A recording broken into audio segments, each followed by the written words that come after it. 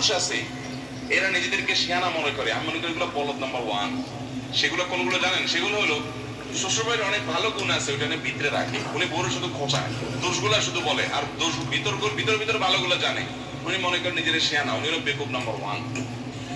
দোষগুলা সব ভিতর রেখে হজম করে ডুব গিলে ফেলবেন, ওগুলো বড় খবরদার কোনোদিনও বলবেন না। আপনার স্ত্রী, তার ভিতরে অনেক গুণ আছে, কোন গুণ নাই, আপনার চরিত্রটা তার মাধ্যমে হেফাজত হয়।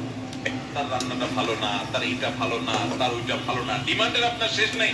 বিয়ের যে মূল উদ্দেশ্য সেটা তো আপনার হচ্ছে যে আপনার চরিত্রের হেফাজত হচ্ছে তার মাধ্যমে। মানুষ সুখে থাকার জন্য কৃতজ্ঞ থাকতে হবে, অকৃতজ্ঞ থাকলে পৃথিবীতে সবকিছু পাইও সে সুখী থাকতে পারে।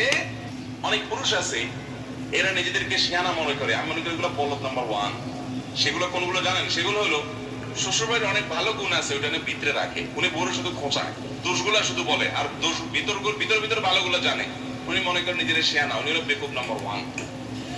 দোষগুলা সব ভিতর রেখে হজম করে ডুব গিলে ফেলবেন, ওগুলো বড় খবরদার কোনোদিনও বলবেন না। আপনার স্ত্রী, তার ভিতরে অনেক গুণ আছে, কোন গুণ নাই, আপনার চরিত্রটা তার মাধ্যমে হেফাজত হয়।